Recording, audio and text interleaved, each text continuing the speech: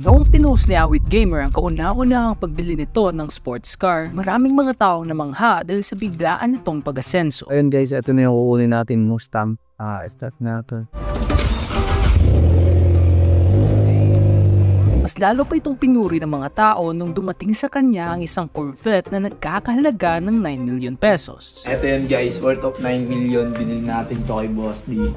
So aalagaan natin to kasi syempre, Boss D yan eh. Hindi na natin mabilang kung gaano karami ang mga kayamanan na pinapakita niya sa panahon nito. Mula sa mga gintong alahas na suot-suot niya sa bawat video hanggang sa pagbili nito ng 2 bahay. Yung 2 yan, ayan sa akin yan guys, yung binili ko. So ito, dito tayo. Ito ko sa inyo. Dagdag pa natin ang bulto-bultong pera na pinapakita niya sa bawat upload. Sinigurado talaga ni Awit Gamer na makilala siya ng mga tao bilang isa sa mga pinakamayaman na influencers sa buong Pilipinas. Ngunit sa sumusunod na mga taon, unti-unting sumisilip ang mga bitak sa imahe na kanyang pinapalabas. Sa videong ginawa ko tungkol kay Awit Gamer, nalaman natin kung saan siya nagsimula at kung paano siya sumikat. Ngayon naman tatalakayin natin ang harap-harapang pagsisinungaling nito sa kanyang mga audience. Nagsimula ang lahat noong taong 2022 nang paunti-unti nang sumisikat si Awit Gamer sa social media. Ngunit hindi ito dahil sa mga nakakaaliw niyang mga content, kundi dahil sa biglaang pag-flex nito ng kanyang mga kayamanan. Ang 9 million peso Corvette, 1.8 million peso Mustang, 2 bahay sa loob ng magandang subdivision, bulto-bulto mga pera at mga gintong alahas na paunti-unti niya kinokolekta. Paano nga ba niya nakuha ang lahat ng ito kung sa panahong ito ay hindi pa naman gaano karami ang mga taong sumusubaybay sa kanya? So ayun, kung gusto nyo rin magka-Mustang or magkasasakyan, syempre eto, laruin nyo na tong sobrang trending na laro. Ito yung tawag na PHL. Sa comment section yung link kung gusto nyo milyon-milyon ang kinikita nyo, manalo ng milyon, laruin nyo tong PHL. Phil ang dahilan kung bakit niya nabili ang lahat ng ito. Isang website na ngayon ay naglaho na dahil hindi pala ito rehistrado sa PAGCOR. Maraming mga tao ang na-scam dito. Ganito ang modus ni Awit Gamer. Magpapakita ng mga mamahaling gamit, bulto-bulto mga pera, mga mamahaling sasakyan, at sasabihin niya na dahil doon sa pagsusugal ay nakuha niya ang lahat ng ito. And a lot of people actually believed him. Wow, hanga naman ako sa iyo Awit. Napakaswerte mo sa buhay at marami ka pang natutulungan. Nakaka-inspired ka Awit. Ipagpatuloy mo lang ang kabutihang loob at lalo ka pang pagpapalain ng Diyos. Sana all, marami na naipundara si Sir Awit. Go lang po, huwag lang kalimutan tumulong sa nangangailangan. Higit sa lahat, mapagmahal sa pamilya. Hello guys, this Awit Gamer, and dahil sa Philwin guys, nakabili ako ng bahay, nakabili ako ng Corvette, nakabili ako ng Mustang, nakabili ako ng mga kotse ko at may pera pa ako. Pero kung iisipin natin ang mabuti, sobrang imposible talaga ng mga claims na kanyang pinapalabas. Nakalagay doon 49,999. Parang ganon, yung maximum na pwede mong i-withdraw. So, para makapag-withdraw ka ng 9 million pesos, doon sa Philwin na yan, ilang beses ka mag-withdraw. So, 180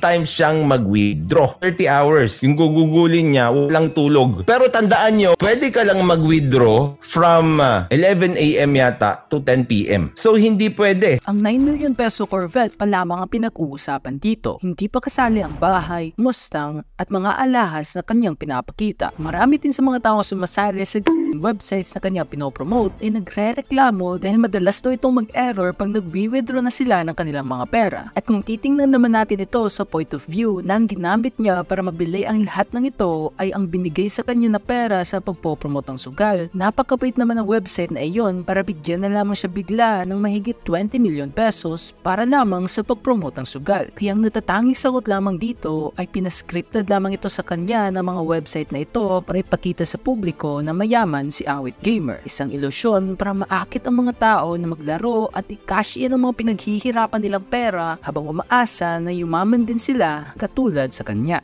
Hindi nagtagal, lumipat na naman si Awit Gamer sa ibang website dahil marami ng mga tao ang nawawala ng pera at hindi na makapag-withdraw sa Philwin. At ang mga websites din na ito ang nagpatuloy sa ilusyon ng buhay ni Awit Gamer habang binibenta ang ideolohiya na dahil sa sugal, kuminhawa ang buhay ko. Nagpatuloy lamang ang lahat ng ito sa sumusunod na mga buwan hanggang sa dumating ang livestream na hindi mapigilan ni Awit ibulgar ang lahat ng ito sa publiko.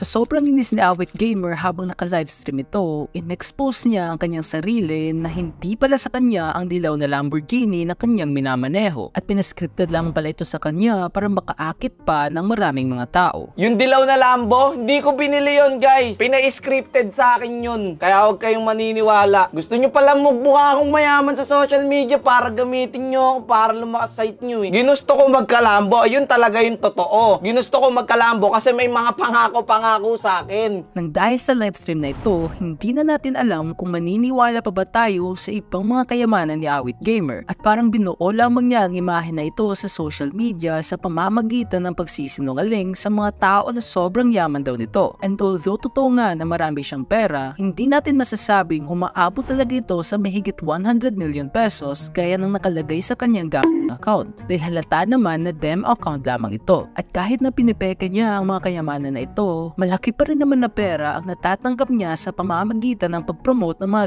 websites. Ngayon, ituturo ko sa inyo kung bakit ako pumapaldo sa Alphabet, kung bakit ako nakabili ng Lamborghini, at kung bakit makakabili na naman ako ng bagong bahay. Sa hindi inaasahang pangyayari, noon lamang July 2025, nag-request ang Philippine government at digital advocacy group na Digital Pinoy sa Meta na ipatanggal ang mga Facebook pages ng mga influencers na nagpo-promote ng mga illegal na websites. At kabilang na lamang sa mga influencers na iyon ay si Awit Gamer.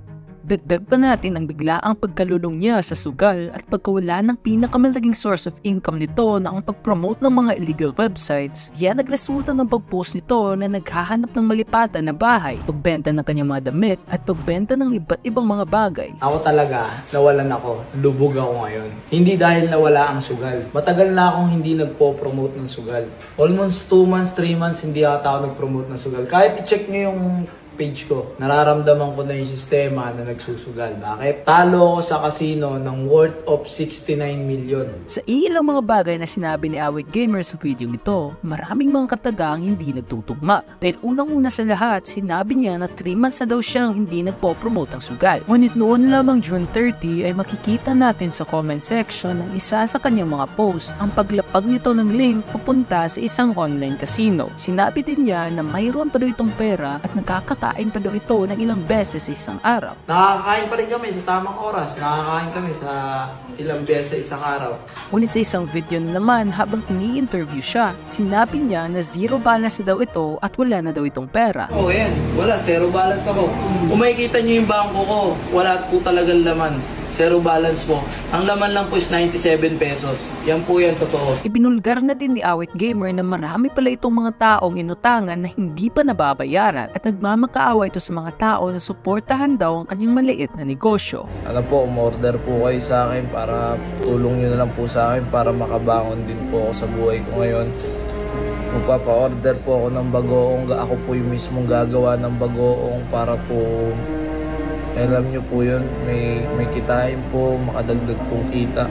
It's so ironic na ang taong nagpo-promote dati ng sugal ay ngayon nalulung na din sa pagsusugal. Isama na din natin ang paghingi nito ng tulong sa mga taong kanyang inuuto dati na yayaman daw sila sa pamamagitan ng paglaro ng sugal. Habang sa panahong marami pa itong pera ay pinapakain lamang niya ang mga taong ito ng mga kasinungalingan. It's also a coincidence na habang paunti-unti nang nawawala ang mga online casinos, bigla na lamang yung pinapalabas na nauubos na daw ang kanyang pera dahil sa pagsusugal. Furthermore, pinaniniwalaan din ng ibang mga content creators na nagpapa-victim lamang daw ang mga influencers na ito at nag-deactivate lamang daw ng pages para hindi mahuli dahil sa pagpopromote ng sugal. May mga nauuto pa palang mga influencers na nagpopromote ng sugal. Unang pang-uuto na ban daw sila sa FB. Pangalawang alibay, mga natalo naman daw sila at naghihirap. Nagsi-deactivate at nag-unpublish lang ng page ang mga yan para maiwasang makukuha ng ebidensya ang mga otoridad. That's all. Pumaliktad ang sitwasyon. Biglang sila na ang biktima. Konti iyak lang. Naawa at nauto naman kayo agad. Hindi naman umiyak yan. Hindi na namumula ang mata. Bakit ka iiyak? Sa illegal